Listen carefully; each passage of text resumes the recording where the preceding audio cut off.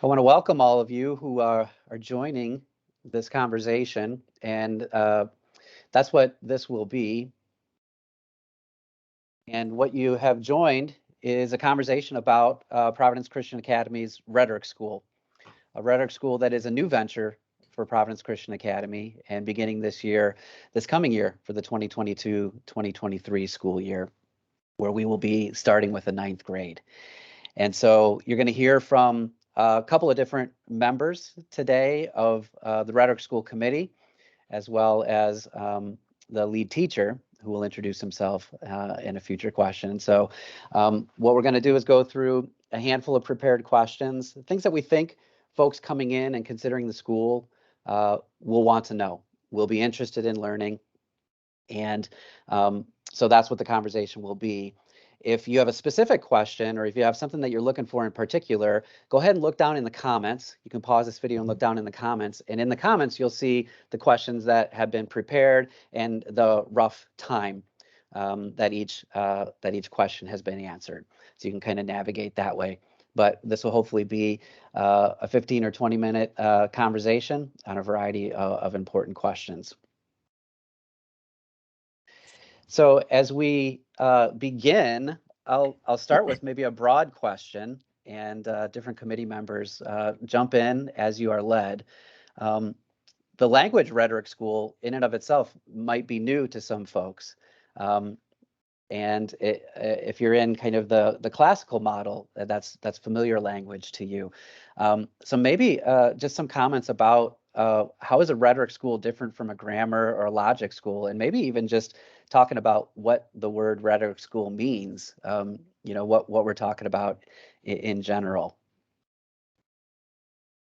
I'll take that one. So a rhetoric school is different in that the students at this point of their life have hit a stage where they've learned why things are true, they've learned what is true first, and then why those things are true. So the next logical step is to teach them how to use those, the things that they've learned.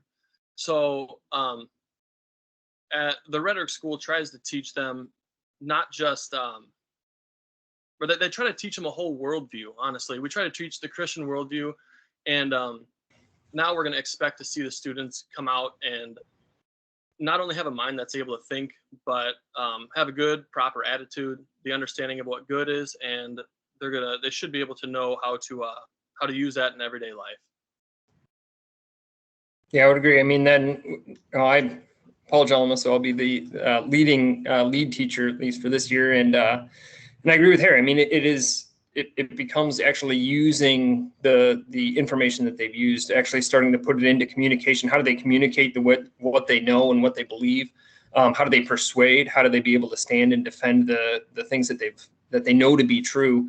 And that's kind of the final phase of the classical model. It's sort of the capstone at the end of really just putting, you've kind of accrued all this information along the way, and now it's actually being able to utilize that rather than just carry it around as knowledge, be able to express it and defend your position, especially at a time when, in those high school years, there's a lot of, caring a little bit more about what people think of you and being confident in the things that you know and why you know them.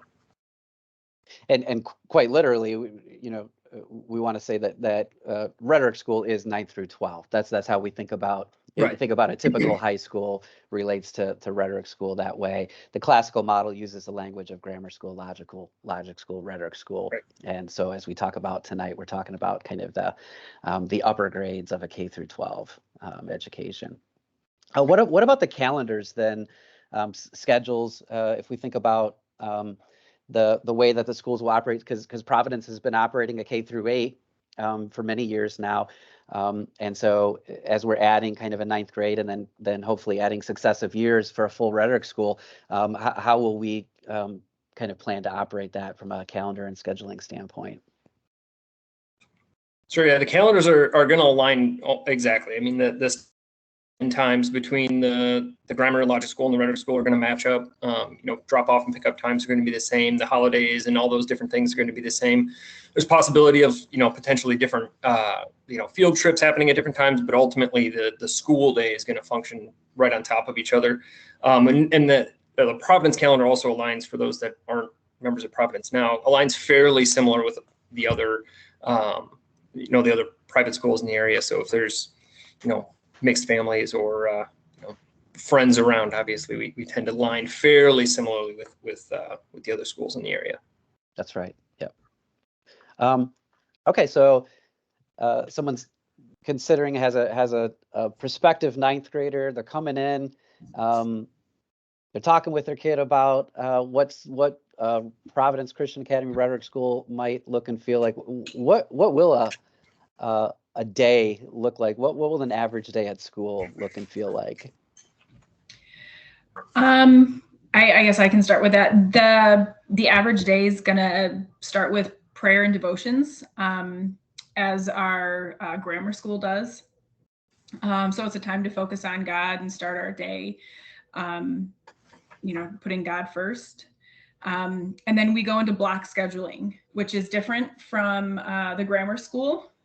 So what that looks like for Providence is not every class is every day, and then they're longer class periods. So that really lends itself to the discussion and the ideas that we really hope will be evident and be bouncing around the school. And then obviously when you get into the higher sciences, the labs and stuff all take more time. So allowing for more time for all that will, obviously the hope is to be beneficial for all the kids for that. So.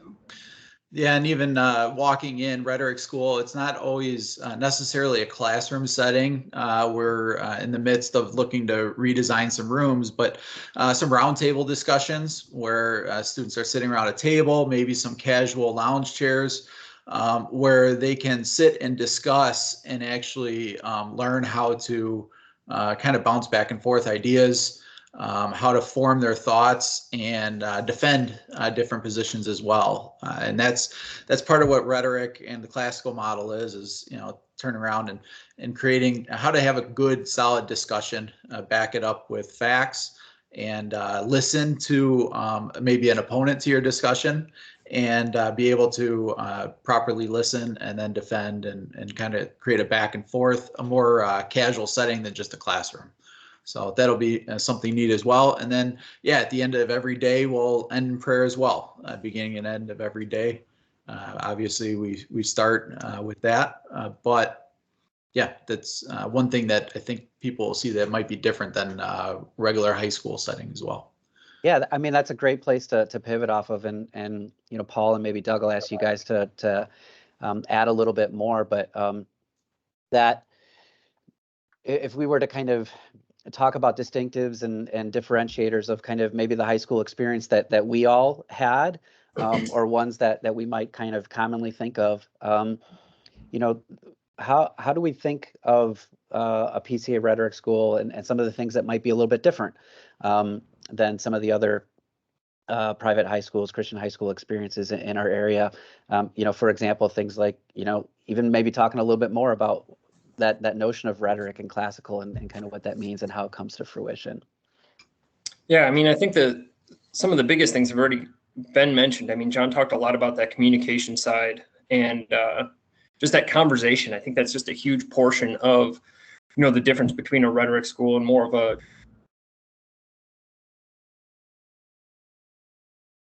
back to the roots of where you had that debate, you had that conversation. And that's where a lot of your learning and a lot of your forming of just the ideas and the beliefs that you hold really kind of come out, and you learn how to defend them or to learn that you are unable to.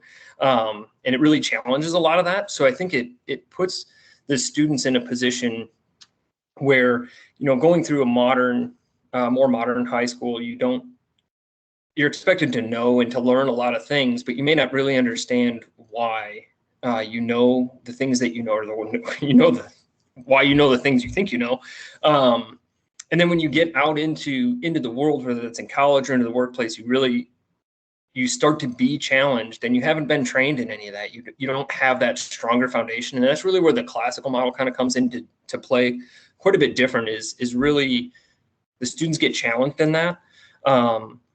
And we'll talk a little more about curriculum later too, but that's kind of the other half of it. Is there's just a more of a focus on the literature and the history that we find in that literature. When you write something down in a book or you write something down, there's hundreds of years of people that have been able to read and to study that and really start to debate, the truth value of that. And I think that's just kind of the final key piece, is that, at Providence, we believe there is something called truth, and you don't get to debate if that's out there or not. And beauty and those things are real, and they're not just, whatever I think is true, or there's a solid truth, and the goal of the school is for the students to know that. And I think one of the big differentiators in a classical model versus like a more standard education setting would just be that students are taught how to think for themselves, not necessarily, obviously be taught what to think to a point, but how to form thoughts and how to self-teach too. I feel like lots of schools nowadays stress a lot of importance on knowing facts and being able to regurgitate them for a test or an exam. One of the big goals of a classical model school is to teach students how to think and how to think on their feet. So that's one of the exciting things I think that's different about classical style school.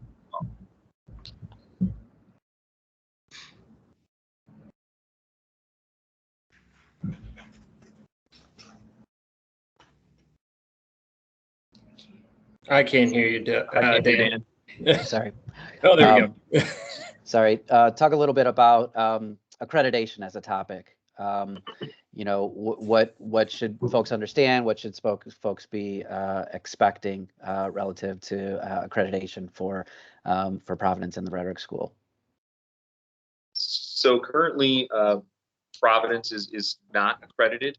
We are working towards ACCS accreditation, which is kind of the governing body of most Christian private classical schools. And there's two different styles of accreditation, one being K-8 and then one being K-12. Since we're in the process of getting the Rhetoric School up and running, we at K-12 accreditation, but we actually have to graduate a student before we can do that. So part of accreditation process is actually getting the Rhetoric School off the ground. So that's something the board is currently exploring and kind of working on, laying the foundation work for. Yeah, not only that, but Providence is a member of ACCS, which does allow us to create and work with other schools that are out of the classical model, what they have done and so on. And we do already model a lot of what needs to be done for accreditation, but once again, in order for us to become accredited, we do need that full K through 12 curriculum in place. And obviously we're working towards that with expanding into 9th grade for rhetoric. So. And ACCS is the Association of Classical Christian Schools. Yes, sorry. Okay, so thinking about a student coming in, attending PCA's Rhetoric School, what sort of responses should that student and should that family expect from colleges going through and at the end of that experience? That was one of the things we first researched when we explored the possibility of a rhetoric school. We were concerned that you graduate a student and their diploma wouldn't be worth anything. So that was one thing we wanted to make sure that a student graduating from our school would be accepted at the college level.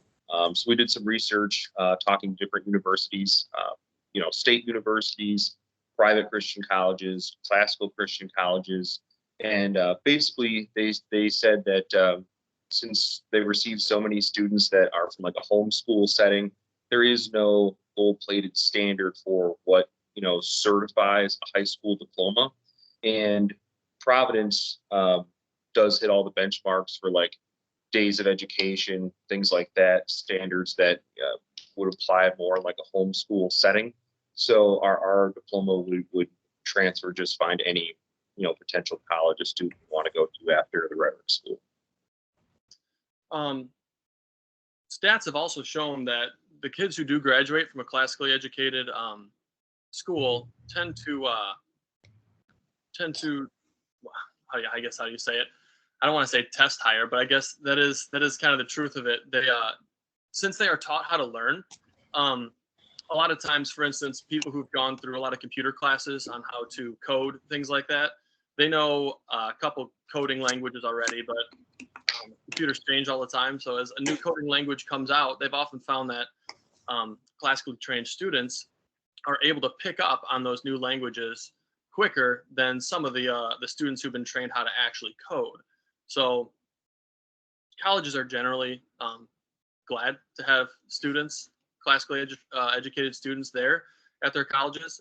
It makes them look good, and yeah, so it is shown over and over again from what I've seen that it is a good, or that colleges, I guess, do like it. Yeah. Cool. Let's talk a little bit about some of the classes that we expect. So I think Sherry, you'll come off mute and talk to this, but can you talk a little bit about some of the classes that are going to be offered? A variety of things that people are thinking about. So what can we kind of speak to with respect to the curriculum that we're planning and the classes that we've prioritized? Yeah, so one class that gets talked about a lot in the classical curriculum is called Omnibus, which kind of sounds like an odd, maybe slightly intimidating word. But basically it incorporates Bible, history, literature, philosophy, some sociology, and it just kind of puts it all together in a really fun, I mean, I'm a nerd, so I guess a fun and creative way that it encourages the students to not only just look at this one part in history, rather it looks at this one part in history. How does theology impact that? How does the sociological time impact that? What does philosophy say about that? And how it all is interwoven. And it just builds this really rich and thick curriculum. But on top of that, they will be learning Greek. I can't say it correctly. Koine Greek is, I believe, what it's called, which allows them, the goal is that they'll be able to read at least parts of the New Testament in the original language. Art, math, science, there'll be some PE. We have kind of a club idea getting thrown around that might include things like home ec or shop for different semesters. It's kind of the exciting thing about starting it is we get to see what comes up and what fun things we can throw in, I guess. It's wet clay. Yeah. Yeah, and I think that's the being able to mold that around, the students that are there, instead of just offering a blanket amount of different clubs or different things, we can really kind of find the things that the students themselves would be interested in, because we'll have such smaller class sizes and things like that.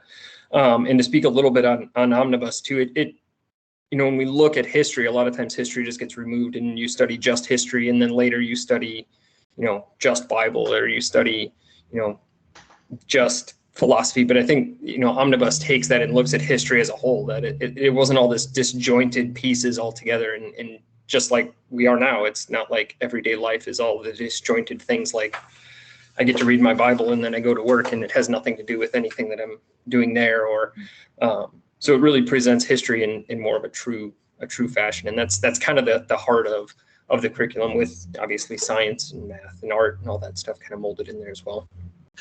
Yeah, and obviously we are a Christian school, so as we go through all the various courses, we do emphasize the biblical worldview as well. Where does God fit in the plan, whether through history, through literature, and so on. So Omnibus kind of pulls a lot of that together. But we also have in that curriculum that we've chosen, we do study specific creeds and confessions. We go through books of the Bible. There's very specific. Sometimes the books of the Bible actually mirror, because let's say Paul in the epistles and traveling around the Mediterranean Sea, right? He wasn't the only one doing things around the Mediterranean Sea at the same time. there were other things in history going on at the exact same point. And so the curriculum pulls it all together in a holistic way versus being very segregated as separate, which allows the students to be able to see as a whole what's happening, which is pretty neat. Yeah. I think it puts the Bible into the real world too. I think a lot of times when you get it separated out like that, you view the Bible timeline and the history timeline as two separate timelines, and really seeing them kind of folded together, and you can see when, Julius Caesar fits into the timeline of Rome falling, which, oftentimes we teach two timelines as opposed to just one historical line. Yep. Cool. It's very well said. And I'll just make a plug that on the website on providenceca.org, if you navigate to the Rhetoric School section, you'll find a complete view of the curriculum that you can print out. And so got some highlights here and some conversation, but you can kind of look at things from end to end there, because as Paul mentioned, the curriculum is kind of full and complete, including arts, humanities, sciences, math as well. So you can kind of do a little bit more research there. What about how much homework I should expect my child to have each day or week? John, why don't you start with that? Well, obviously, students don't like to always bring homework home all the time. The parents don't like to see that. But at the same time, there are things that are going to have to be done at home, whether it be reading books in preparation for the next couple of days of class, or so on. We were we were thinking about that as well when we came up with the block scheduling and so on. So, but at the end of the day, we're gearing for about 15 to 20 minutes, possibly per subject every day is kind of that's the goal, is to keep it to about that. So if you have 4 subjects throughout the day that you studied, that's 4 times 15, you got a whole hour of homework. That's about what we're gearing for. We're not trying to get too crazy with it, but obviously every child is different also. So.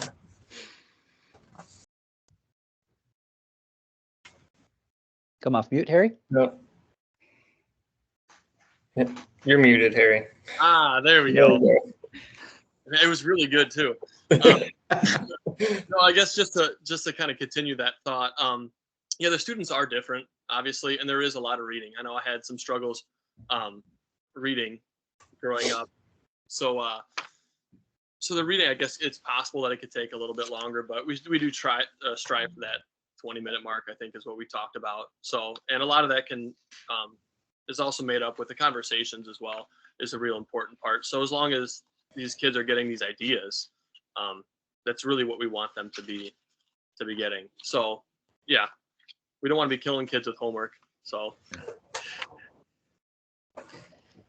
cool. What about transportation? So this is something that that parents definitely think about. Certainly everybody's busy, working parents, thinking about getting kids to and from school, maybe different schools too. So just maybe comment on transportation, and then let's talk about other things having to do with buses, field trips and things of that nature. How do we think about things like that?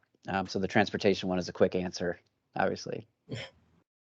Yeah, right now we don't have any buses set up or anything like that, but it's going to be in the same building so far. So especially if you have any younger kids going into Providence from grade school, it'll still be at the same spot. Field trips will likely be covered by the faculty, wherever they may be going. But at this point, we do not have any bus routes as far as I know. Yeah. It is nice though. I mean, Providence is very centrally located, especially if you live in Northwest Indiana and you commute to Illinois.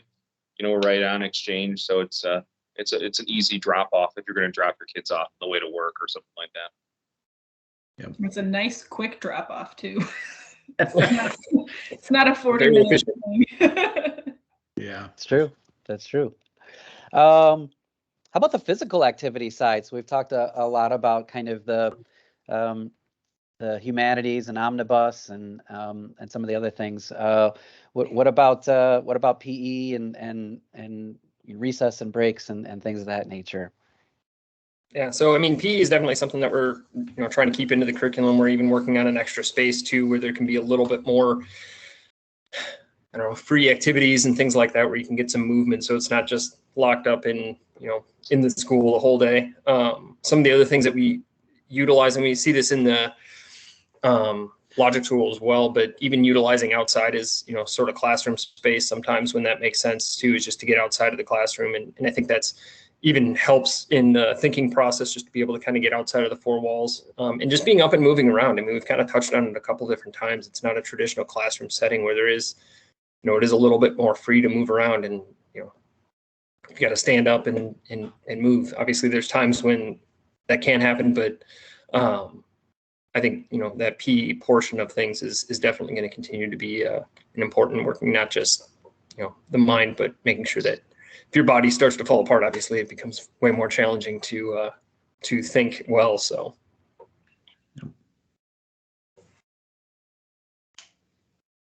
Cool. We'll kind of flip back to a little bit of a different topic. I think in many ways, at least my experience so far, sending kids to the Providence K through 8 experience, the books that the kids read are very interesting and different than what my experience was. And in some ways that's I've found that to be very much a hallmark of the classical experience, although some very familiar too. So what are some examples of books that I could expect my child reading in the Rhetoric School? So each year of Omnibus is going to be a little bit different. We study 3 different time periods essentially. We have ancient history, medieval history, and modern history. So they try to take a selection of books that that teach a different part of what the people were thinking at the time. So for ancient history, we do have some actual biblical books, right? We want them to be learning theology, so they're reading things like Psalms, Nehemiah, and Esther for some of that. We will be reading some newer books as well. Desiring God is one of them that they'll be reading, maybe not all the way through, but at least excerpts from. Again, we're trying to get a lot of these ideas to these kids' heads, so they won't have to read all of the Psalms. So, but they should know that pretty well anyway at this point. But then we also want them to read things like the Iliad and Plato's Republic to see kind of the more secular thing that was going on, and so they can understand what the actual literature was at the time back then. So that was ancient history. Medieval history, we're going to be reading some selections from Martin Luther, Canterbury Tales, Romeo and Juliet, and this one's more modern. It fits in with the time period. The Great Divorce by C.S. Lewis. And then the modern history, we'll be reading things like the Anti-Federalist Papers, 1984, the George Orwell, Pilgrim's Progress, How Should We Then Live, and Mein Kampf even. So. Yeah, and once again, we're not afraid to tackle these. Some books may have difficult content in them, but it is a way to figure out how people think and look at the topics that are discussed, and then openly have a conversation about them. And do they fit with our biblical worldview? Are they in support of our Christian values or against our Christian values, and why? So once again, our students can come out of this with a way to defend their faith and defend their ideas. So we're not afraid to tackle topics that may be difficult, because really at the end of the day, our children go home or they go out to the world. We want them to defend their faith, and that's why we're not afraid to hit some of the difficult topics as well. So. Yeah. I think even just being able to pick up on some of those difficult things within a book. I mean, a lot of times you get so into, especially if you're constantly looking at books that you're just told are true. I think we have a hard time gleaning and catching some of the wrong topics that come about. I mean, you can see that even in some of the political structure and stuff like that today, where there's things that, maybe even, well, I mean, myself even, I mean, there's times where it's like, I'm pretty sure I know that's wrong, but I'm not sure I know why. and using the idea that there isn't anything new. We've gone through all these rotations in history before, and taking that literature head on to say, this is where it is. Did you catch why this is wrong? And by the time they graduate, they should know it better than, well, I imagine they'll likely even know it better than I will by the end of the grades. So Yeah. Some of the students certainly yes, will. that would be the goal. Yeah. So I think a question that that we do sometimes hear, even when parents and students join the lower grades, from a homeschool experience or from another Christian school or from even a public school experience, the question is, how will that look and feel coming from outside of a classical experience into a classical model, a classical experience? Will they be able to jump right in? How will that feel? Sherry, do you have kind of a comments on that? I mean, switching any school, there's always an adjustment period, right? And then obviously there's an adjustment period coming from grammar school to any high school. So yes, there will be an adjustment time, right? I guess is the answer. Yeah. Is it something that your average student will not be able to do? Absolutely not. No. There's, I think, some of the biggest differences, I guess, just in subject. Right now in the lower grades, they're learning Latin, and then does it start the second half of 6th grade, logic, and then 7th and 8th grade, which are 2 classes that are not going to be found in your average school. Latin will be done in 8th grade, so you're good. They'll all be starting Koine Greek together. And logic, Paul would be a better answer for that as he teaches it. But as a whole, kids will pick up on it fast. And, when parents are excited about the curriculum, that I think is one of the biggest things as well, is if a parent's excited, then the kids are going to jump into. So. Yeah, I would agree. I mean, and logic is another one of those where they will have, the students that have experience and that are going to have a little bit of a leg up on them, at least in the beginning. But there's a reason it's called logic. It does make sense. So as you start to go through the courses, as you start to have conversations, and as kids start to talk about, the different things, there isn't any intention to leave anyone, in the dust just because, they don't have the same foundation. I mean, that's one of the other advantages of the school that we have is, we can kind of pivot some of the things to make sure that we're approaching topics in ways that everyone's understanding what we're talking about. Like Harry kind of touched on a little bit, I think the reading, if you're not accustomed to just kind of reading and that being the format of the education, I think that could be something that would be a little bit of a trick, or something to be aware of, but you don't get better at doing those things without doing them. So I think that they will certainly be better off making that jump and kind of diving into the rhetoric school without any background in it. Better off than they would be if it was like, no, it's too late, it's too hard, we're not going to approach it at all. Good. I think that was well spoken by y'all. Thank you. Maybe just as we round things out here, maybe Doug, I'll ask you to talk a little bit about, I guess just a little bit more about the experience that we would expect kids to be coming into.